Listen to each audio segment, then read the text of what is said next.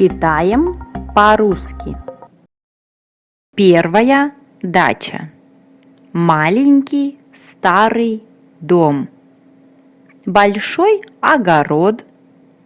Картошка, огурцы, помидоры, свекла, морковь, капуста, клубника. Здесь живет пенсионерка Мария Ивановна. Вторая дача. Дом небольшой и не маленький, средний. Дом не новый. Здесь сад и клумба.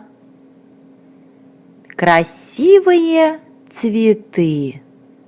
Много. Здесь живут Катя и Борис. Борис – врач. Катя – учительница. Третья дача. Большой дом. Очень большой сад. Собака и кошка. Очень хороший газон. Сауна, бассейн, бильярд. Красивая молодая жена. Здесь живет Петр Сергеевич Котиков. Он бизнесмен. Четвертый дом. Небольшой дом, деревья, цветы, аллеи, тропинки, клумбы, фонтаны, статуи. Здесь живут слуги.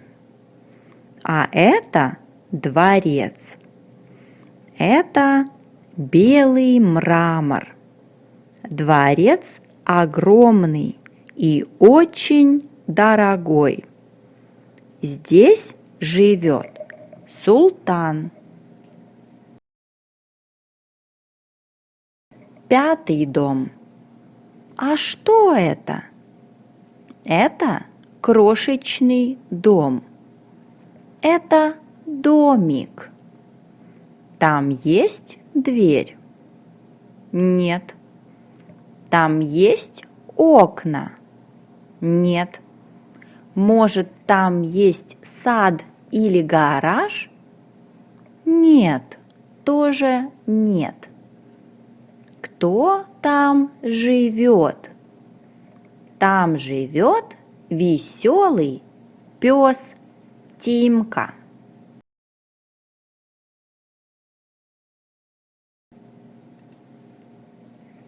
Вопросы.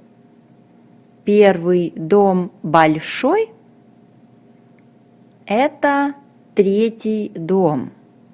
Кто там живет? Здесь помидоры, огурцы и капуста. Кто здесь живет? Это крошечный дом. Здесь живет пенсионерка. Там гараж и бильярд.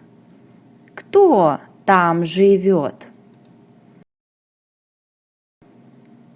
Это Тимка. Здесь большой дом или маленький? Там молодая жена. Там свекла и морковь? Четвертый дом маленький? Это Борис. Здесь цветы или капуста? Здесь аллеи и фонтаны. Кто здесь? Какой твой дом? Он большой или маленький? Там цветы или свекла? Там есть окна? Там есть слуги? Кто там живет?